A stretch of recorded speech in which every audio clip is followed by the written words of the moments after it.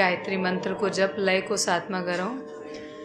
ओम भूर्भुवः स्वः तत्सवितुर्वरेण्यं भर्गो देवस्य धीमहि धियो यो नः प्रचोदयात्। ओम भूर्भुवः स्वः तत्सवितुर्वरेण्यं भर्गो देवस्य धीमहि धियो यो नः प्रचोदयात्। ओम भूर्भुवः स्वः तत्सवितुर्वरेण्यं भर्गो देवस्य धीमहि धियो यो नः प्रचोदयात्। ओम भूर्भुवः स्वः तत्सवितुर्वरेण्यं भर्गो देवस्य धीमहि धियो यो नः प्रचोदयात्। ओम भूर्भुवः स्वः तत्सवितुर्वरेण्यं भर्गो देवस्य धीमहि धियो यो नः प्रचोदयात्। ओम भूर्भुवः स्वः तत्सवितुर्वरेण्यं भर्गो देवस्य धीमहि धियो यो नः प्रचोदयात्। ओम भूर्भुवः स्वः तत्सवितुर्वरेण्यं भर्गो देवस्य धीमहि धियो यो नः प्रचोदयात्। ओम भूर्भुवः स्वः तत्सवितुर्वरेण्यं भर्गो देवस्य धीमहि धियो यो नः प्रचोदयात्। ओम भूर्भुवः स्वः तत्सवितुर्वरेण्यं भर्गो देवस्य धीमहि धियो यो नः प्रचोदयात्। ओम भूर्भुवः स्वः तत्सवितुर्वरेण्यं भर्गो देवस्य धीमहि धियो यो नः प्रचोदयात्। ओम भूर्भुवः स्वः तत्सवितुर्वरेण्यं भर्गो देवस्य धीमहि धियो यो नः प्रचोदयात्। ओम शांति शांति शांति।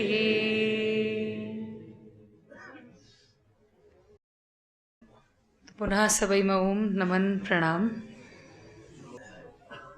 अनुसुटा भजन को साथ में अगाडि बढाउँ। भजन को पंक्ति तो हिंदी में छ, तर भाव हजुरहरूले बुझ्नुहुन्छ। और देशभक्ति का ये गीत है। देश से हो प्यार तो हरदम ये कहना चाहिए, देश से हो प्यार तो हरदम ये कहना चाहिए।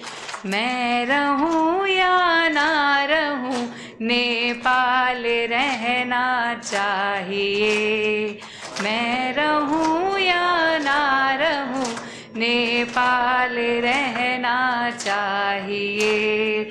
सिलसिला ये बाद मेरे यूं ही चलना चाहिए, सिलसिला ये बाद मेरे यूं ही चलना चाहिए।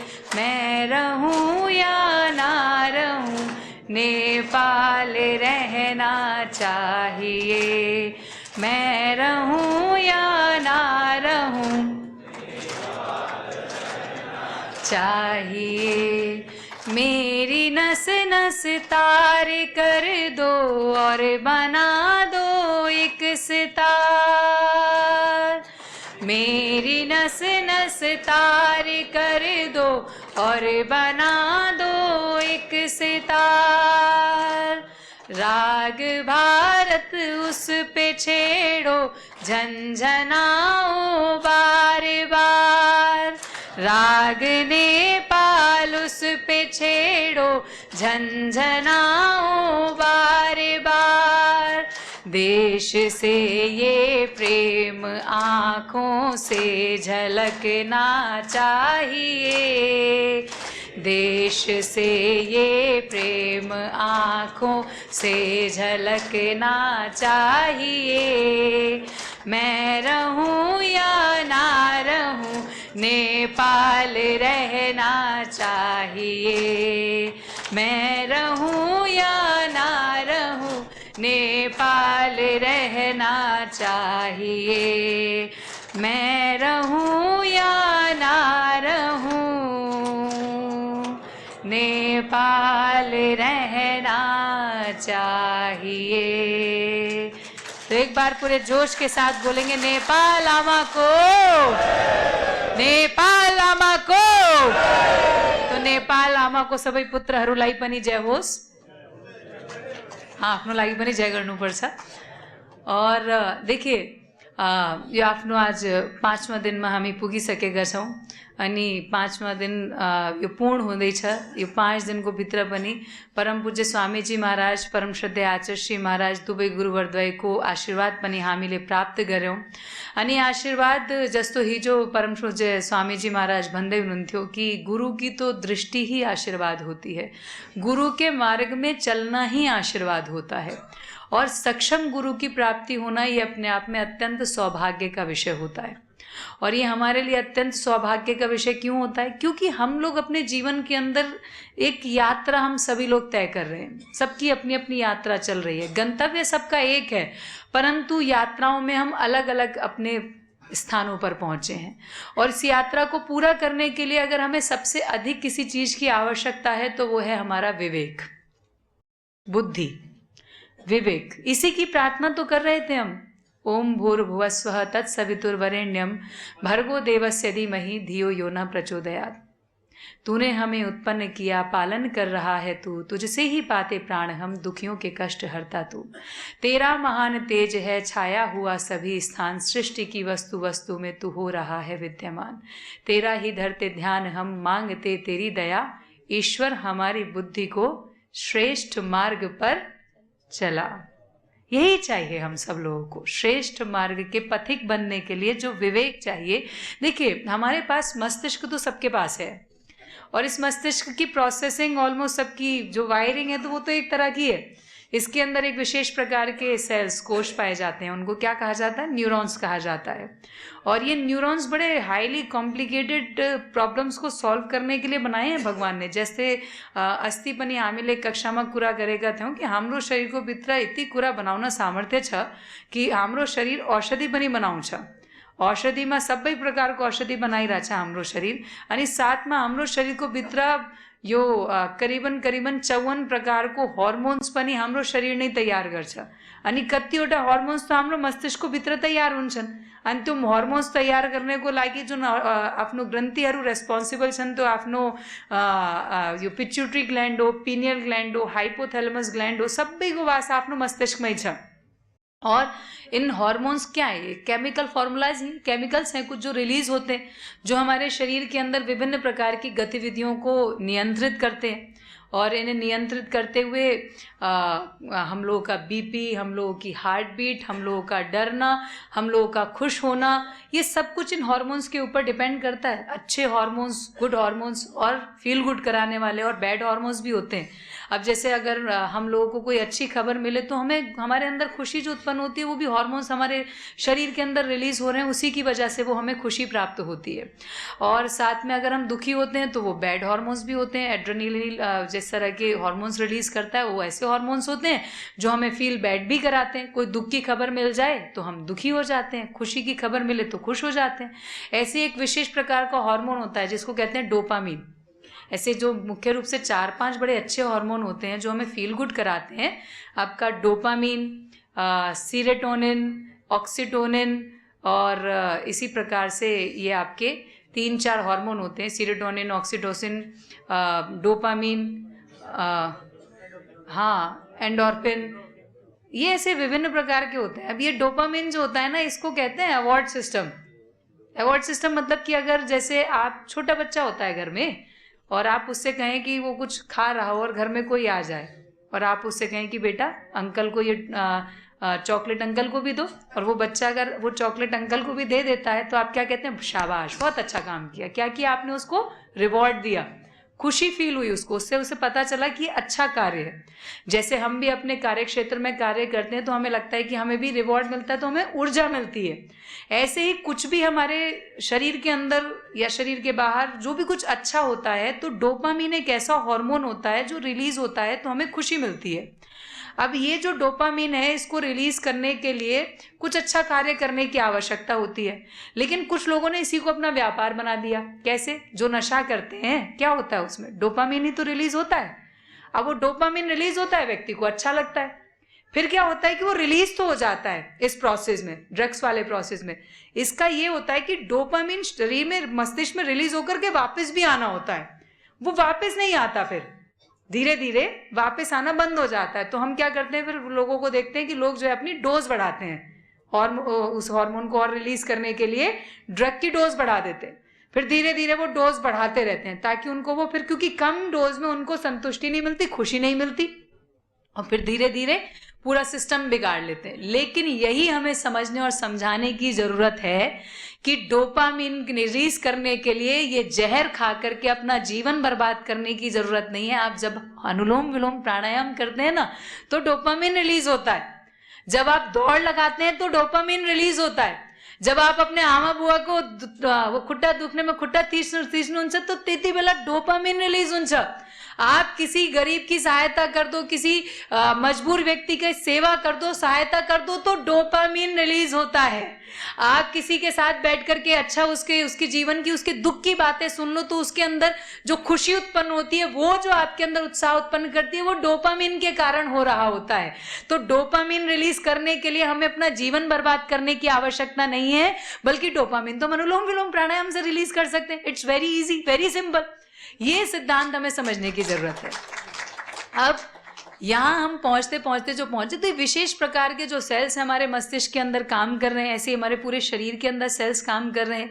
तो इसके अंदर एक चीज़ और समझनी है, जैसे अस्थि बनी हामी सेल्स को कोशरू को पूरा कर देते हो कि ये जो हमारे शरीर के अंदर कितने सेल्स है, करीबन 37 ट्रिलियन सेल्स मैं रिविजन कराइरहेको छु। यो अस्ति पनि बनेको थिएँ मैले। 37 ट्रिलियन भनेको 370 खरब कोशहरू हाम्रो शरीरको भित्र छन्। 370 ट्रिलियन सेल्स मतलब क्या हुआ इनका कि इसमें सिर्फ रातो रगत कोशहरूलाई छोडेर अरू सबै कोशहरूमा तो एउटा सानो मस्तिष्क हुन्छ जसलाई हामी केन्द्रक भन्छौँ नेपालीमा, अनि इंग्लिशमा त्यसलाई हामी न्यूक्लियस भन्छौँ। तो न्यूक्लियस तो केन्द्रक हाम्रो सम्पूर्ण जेनेटिक कोडेड इन्फर्मेसन त्यसको कोडिङ हाम्रो न्यूक्लियसको भित्र हुन्छ। हम लोगों का आंखों का रंग कैसा होगा, कपाल का रंग कैसा होगा, हमारी हाइट कैसी होगी, कान कैसे होंगे, हमारा स्वर कैसा होगा, हमारी बॉडी का बिल्ड कैसा होगा, हमारा लीवर कैसा होगा, कलेजो पेट सबै कस्तो हुन्छ, यो सबै हाम्रो यो एउटा केन्द्रकमा स्टोर छ। और आप कोष को तो अपनी आंखों से देख नहीं सकते, उसमें भी एक छोटा सा केंद्रक, इतनी छोटे से स्थान में भगवान ने हमारी सारी जानकारी इकट्ठी की हुई है, और वो भी इतनी बड़ी मात्रा में। अब ये जो एक छोटा सा दिमाग है ये कोष का, जो उसको ये बता रहा है कि तुम्हें कब क्या करना है, क्योंकि एक स्वायत्त स्वतंत्रता के साथ में कोष हमारे शरीर के अंदर कार्य करता है। देखो, वो उसके अंदर ही ऑक्सीजन जाती है, पाचन होने के बाद रस बन करके भी उस कोष के अंदर जाता है, फिर वो ऑक्सीजन और रस मिल करके ऊर्जा बनती है। तो ऊर्जा का निर्माण आपके कोष के अंदर हो रहा है। विभिन्न प्रकार के आयन्स आपके कोष के अंदर बनते हैं, सोडियम आयन बनता है, ये सब बन करके यूज भी होते हैं। और इसके साथ में आपके कोष के अंदर जो है ये जो कलेजो वाले कोष हैं, जैसे अस्थि हम पूरा कर देते हूँ कि जो कलेजो के जो कोष हैं वो आपके क्या काम करते हैं, वो शोधन का काम करते हैं। साथ में विभिन्न प्रकार के वाइटामिन जो हमारे शरीर ने लिए, मिनरल्स लिए, प्रोटीन्स लिए, उसको डिफ्रेंशिएट करने का काम करते हैं।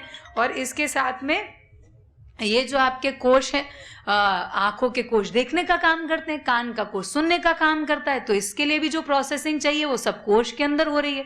तो ये सारी केमिकल एक्टिविटीज, गतिविधियां हमारे कोष के अंदर हो रही हैं, और इनको नियंत्रण कौन कर रहा है, इनका केंद्रक, ये छोटा सा मस्तिष्क है। और ऐसे इतने सारे मस्तिष्क हमारे शरीर के अंदर हैं। इसीलिए कहा गया कि जब हम चिंतन करते हैं तो वो चिंतन हमारा इस मस्तिष्क में ना रहते हुए हमारे संपूर्ण अस्तित्व में प्रवेश करता है।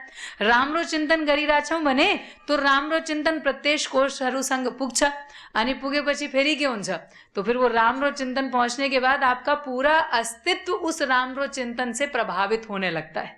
अगर कोई व्यक्ति बीमार हो जाए और बार बार अपनी बीमारी के विषय में सोचता रहे, तो मान लीजिए किसी को कैंसर हो गया, अब वो बार बार यही सोच रहा है, अब तो कैंसर हो गया, अब तो मैं मरूंगा, डॉक्टर ने भी कह दिया मरूंगा, इससे तो बचा ही नहीं जा सकता, तो वो पक्का मरेगा, क्योंकि उसने अपने शरीर के एक एक कोष को निर्देशन यही दे दिया है कि ये मरने वाली बीमारी है।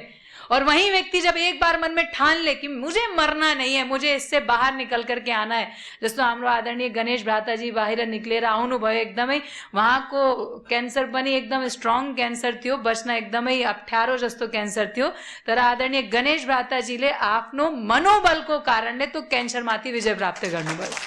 तो मनोबल जो हुन्छ नि, यो ही नहीं छ कि आपने चिंतन किया तो आपका एक एक कोष फिर आपका साथ देता है, वो आपको ट्रीट करता है, आपको हील करता है।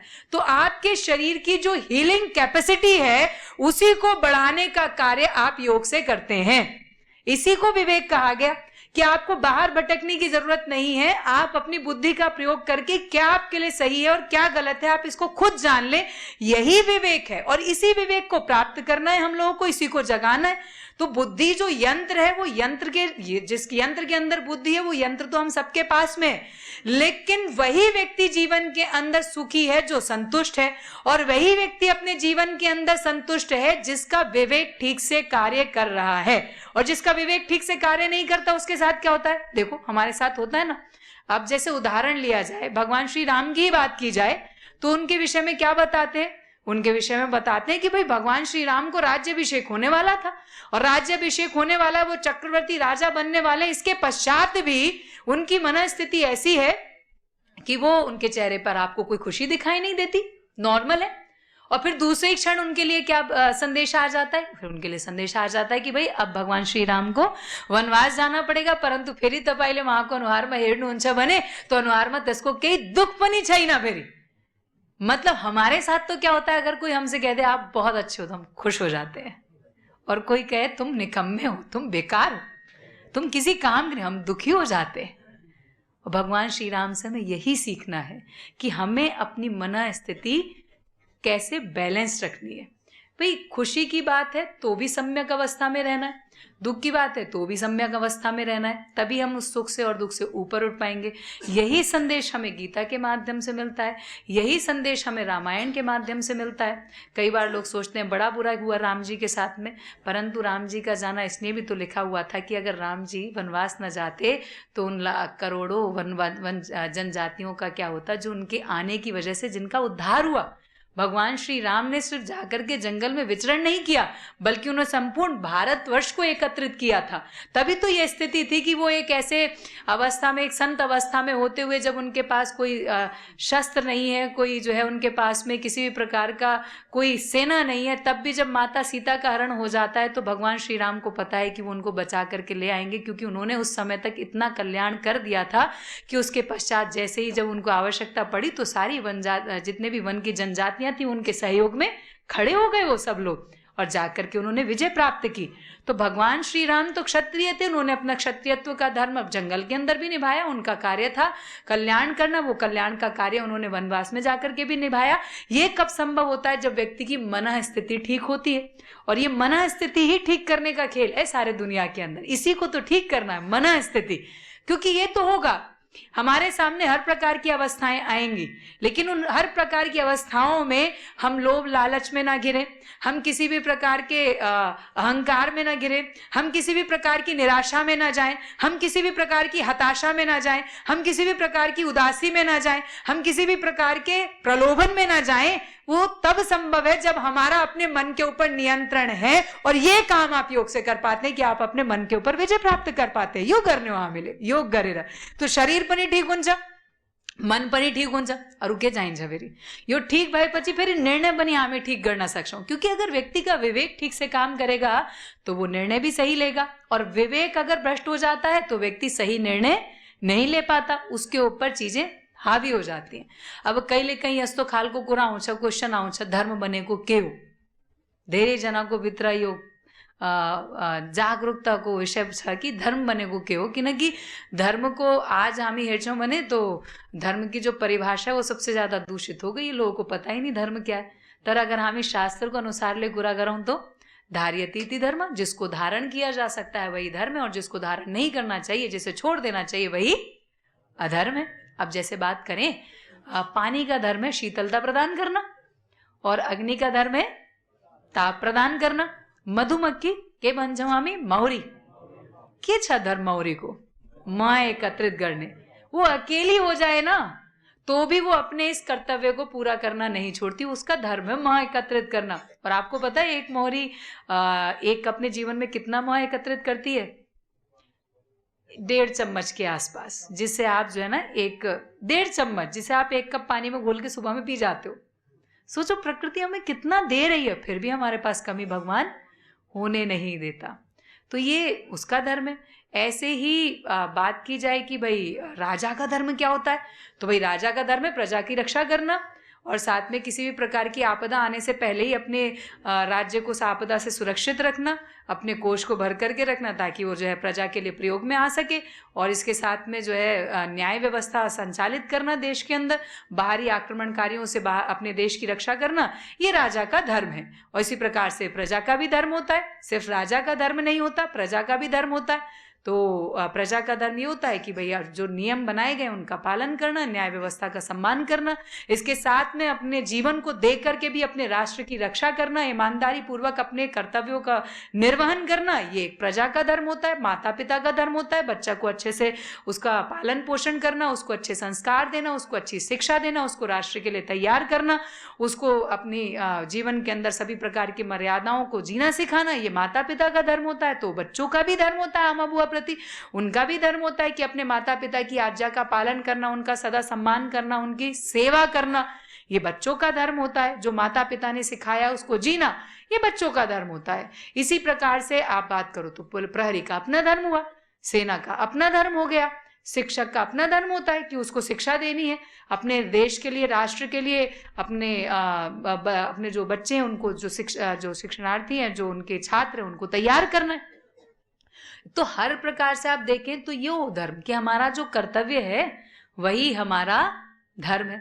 अब कहीं कुरा आउँछ वैदिक सनातन धर्म बनेको क्यों? सनातन जो सदा से है और सदा रहेगा वो है वैदिक सनातन धर्म। जो सार्वभौमिक है, सार्वकालिक है, वो वैदिक सनातन धर्म है। जो हमें हमारे सब प्रकार की कमजोरियों से बाहर निकाले, वो वैदिक सनातन धर्म है। जो हमें सिंपल शब्दों में कहा जाए तो मनुष्य बनना सिखाए, वो वैदिक सनातन धर्म है। ते तो लिखेको छ हाम्रो शास्त्रहरूमा, कहीँ पनि लेखेको छैन कि हिन्दू बन्नुहोस् कि मुसलमान बन्नुहोस् कि सिख बन्नुहोस् कि ईसाई बन्नुहोस्। के लेखेको छ? लेखेको छ मनुर्भव, मनुष्य बनो। और कौन है मनुष्य? तो वो है मनुष्य जो अपने अंदर के अहंकार को नष्ट करने का प्रयास कर रहा हो, वो मनुष्य है। जो अपने अंदर के द्वेष को और घृणा के भावों को खत्म करके अपने अंदर प्रीति के भावों को और सद्भाव के भावों को जागृत करने का प्रयास कर रहा हो, वो मनुष्य है। जो अपने अंदर के लोभ और लालच को खत्म करके अपने अंदर सेवा और पुरुषार्थ के भावों को जगाने का प्रयास कर रहा हो, जो अपने आलस्य को खत्म करने का प्रयास कर रहा हो, जो अपने प्रमाद को खत्म करने का प्रयास कर रहा हो, वो मनुष्य है। वो है मनुष्य जो अपने अंदर सेवा के भावों को जागृत कर रहा हो, जो अपने देश के लिए जीने का प्रयास कर रहा हो, वो मनुष्य। तो देखिए, शरीर मिल जाना मनुष्य का ये एक प्रक्रिया है, परंतु मनुष्य बनना अर्को प्रक्रिया हो। मनुष्य का शरीर मिल जाना एक बात है, परंतु मनुष्य बनना बिल्कुल दूसरी बात है। तो वैदिक सनातन धर्म बने को जो हमें मनुष्य बनाए, वो है वैदिक सनातन धर्म। जो हमें हमारे देश के लिए जीना सिखाए, वो है वैदिक सनातन धर्म। जो हमें पर पीड़ा को देख करके मजबूर कर दे और हमें उस पीड़ा को दूर करने के लिए प्रेरित कर दे, वो है वैदिक सनातन धर्म। जो हमें हमारे सब प्रकार के अहंकारों से बाहर निकालकर, अंधकार से बाहर निकाल करके सब प्रकार के प्रकाश में हमें प्रेरित करे, जो हमारे अंदर की अज्ञानता को नष्ट करके हमें ज्ञान में जीना सिखाए, वो वैदिक सनातन धर्म है। जो हमारे सब प्रकार के आलस्य और प्रमाद को खत्म करके हमें पुरुषार्थ में जीना सिखाए, वो वैदिक सनातन धर्म है। जो हमारे अंदर के सब प्रकार के द्वेष को, क्रोध को खत्म करके हमें प्रीति पूर्वक जीना सिखाए, वो वैदिक सनातन धर्म है। जो हमें देश के लिए मरने मिटने की भावना से ओतप्रोत कर दे, वो वैदिक सनातन धर्म है। जो हमें सब प्रकार के भेद भावों से बाहर निकलना सिखाए, वो वैदिक सनातन धर्म है। जो हमें सबके प्रति सद्भाव की दृष्टि रखना सिखाए, वो वैदिक सनातन धर्म है। और जो सदा से था, सदा है, यही तो होना है, यही तो है वैदिक सनातन धर्म। यहाँ कोई जाति, मत, पंथ, संप्रदाय नहीं। जो हमें भेदभाव करना सिखाता हो, वो कुछ और हो सकता है। वैदिक सनातन धर्म कभी भी नहीं हो सकता, विकृत स्वरूप हो सकता है। वो वैदिक सनातन धर्म नहीं है जो हमें बंटना सिखाए, जो हमें ऊंच और नीच के भावों में जीना सिखाए। जो ये तो अहंकार की भावना को पोषित करने वाली बात हो गई ना, वो वैदिक सनातन धर्म, जो सत्य वैदिक सनातन धर्म है, उसी का आचरण करना। जो इसका आचरण करेगा वही अपने धर्म का पालन करेगा। और बाकी कुछ हो ना हो, हमें अपने धर्म का पालन जरूर करना है, क्योंकि धर्मो रक्षति रक्षिता। धर्म रक्षा करने वाले की रक्षा करता है। भाई आप बताओ, आप अपना क्रोध छोड़ोगे तो फायदा किसको होगा? हमें होगा। भाई अगर मैं अपने अंदर के अहंकार को नष्ट करूं तो किसको फायदा होगा? मुझे होगा। अगर मैं अपने अंदर सत्य को स्थापित करूं, सत्य को जीऊं, तो फायदा किसका है? मेरा है। इसीलिए कहा गया कि धर्म की रक्षा क्यों करनी चाहिए? क्योंकि धर्म रक्षा करने वाले की रक्षा करता है। तो ये जो आजकल धर्म निरपेक्ष दुनिया की बात की जाती है, ये अपने आप में बहुत बड़ा मजाक है। क्योंकि धर्म निरपेक्ष नहीं, हमें पंथ निरपेक्ष होना है, हमें जाति निरपेक्ष होना है, हमें संप्रदाय निरपेक्ष होना है, हमें धर्म निरपेक्ष नहीं होना। धर्म को तो हमें जीना है, धर्म को तो हमें बढ़ाना है। और यही तो है वैदिक सनातन धर्म, जो हमें ये नहीं कहता कि आप कौन सी जाति प्रजाति के हो, बल्कि वो हमें दूसरों के लिए जीना सिखाता है। जो अपने लिए स्वार्थी बना करके जीना सिखाए, वो कभी भी धर्म हो ही नहीं सकता। वो कुछ भी हो, धर्म नहीं हो सकता।